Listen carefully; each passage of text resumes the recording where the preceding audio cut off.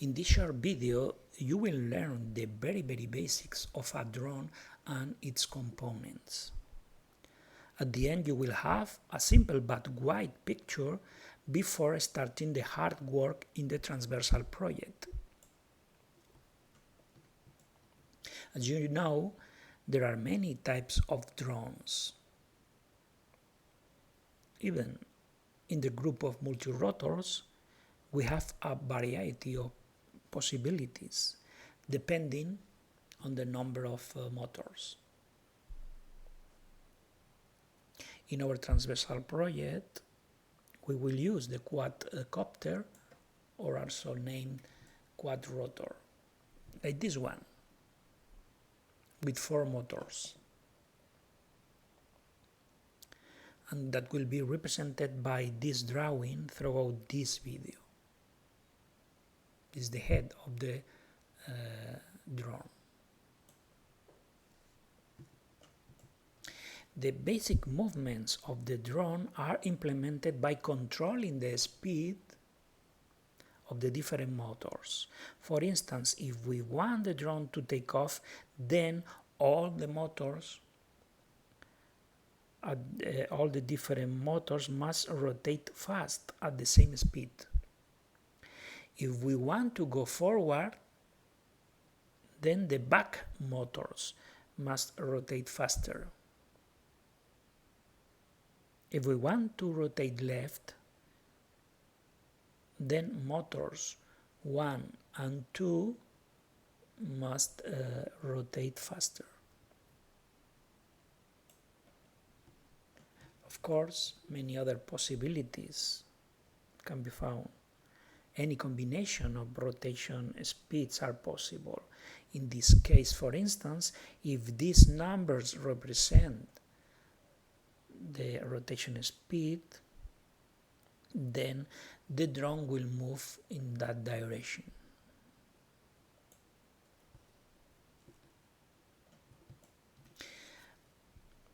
Multirotors use brushless motors.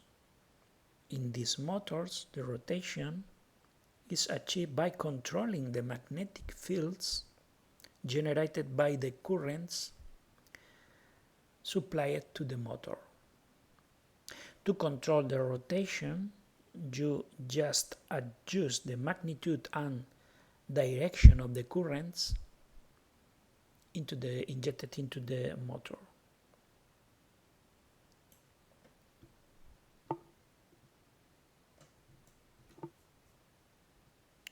A brushless motor usually works together with an electronic speed controller,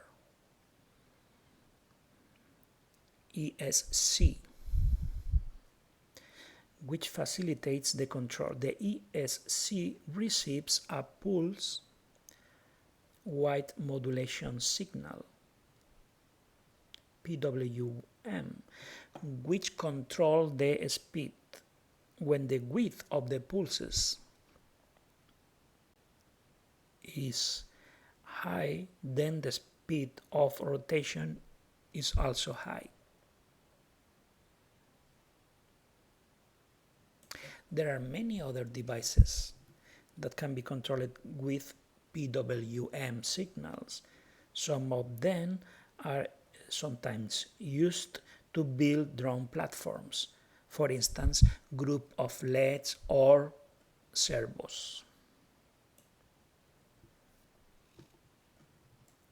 There are many ways to generate PWM signals.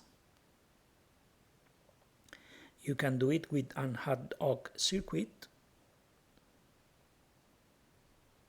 or with a CPU like the one in the Arduino or the Raspberry Pi, or through radio control. That is the usual way in the case of drones. When using radio control, the transmitter generates a radio signal that the radio receiver converts into a PWM signal that is connected to the device.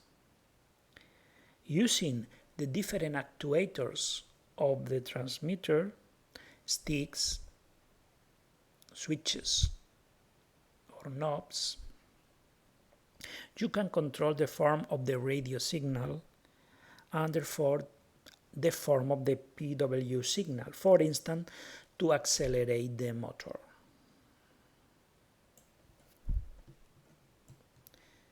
Normally, a radio transmitter can generate in parallel several radio signals through different channels. These signals are used by the receiver to generate separate PWM signals. To control several devices in parallel. So you can accelerate a motor with one of the sticks of the transmitter and change the position of the servo with some of the switches and increase the brightness of the LED with one of the knobs of the transmitter.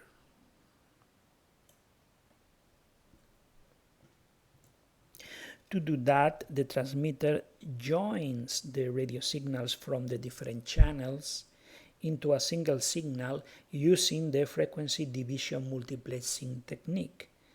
The receiver will demultiplex the signal into the different PWM signals.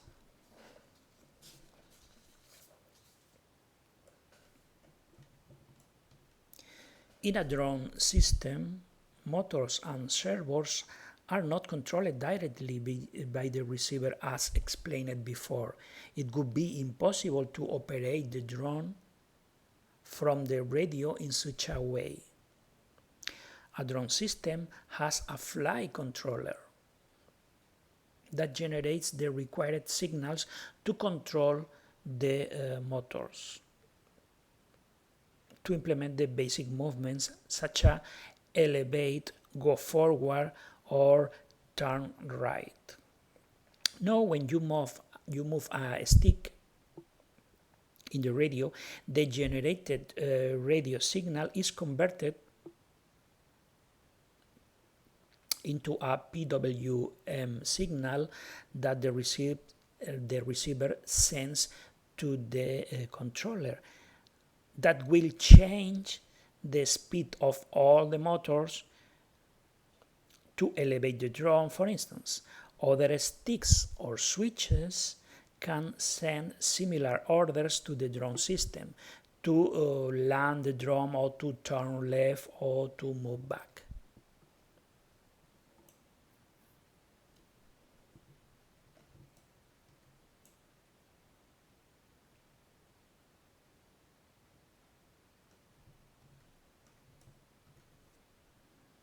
In a flight controller, the flight controller usually also implements stability using built-in devices such as barometer, accelerometer, or gyroscope, depending on the flight mode.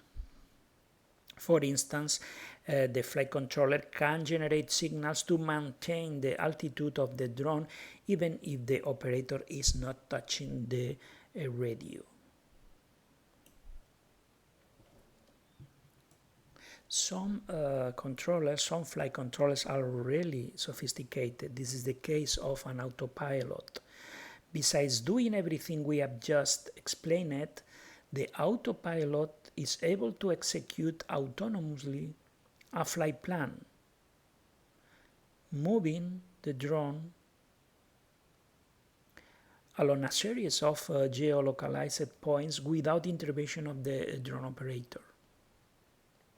In this case, we need a ground station equipped with adequate software that allows us to design flight plans, send the plans to the Autopilot, and receive flight data.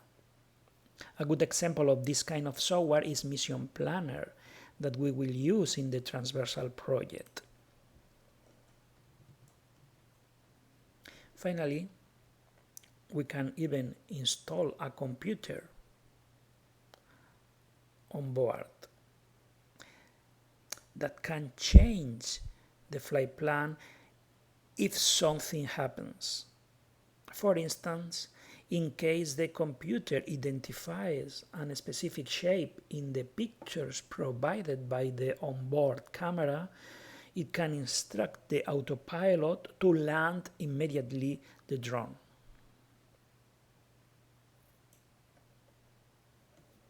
So this is all by the moment. During the transversal project, you will meet all the elements you have seen in this video. You will have to learn much more about each of them and use them to build a drone platform ready to execute basic missions and not so basic ones.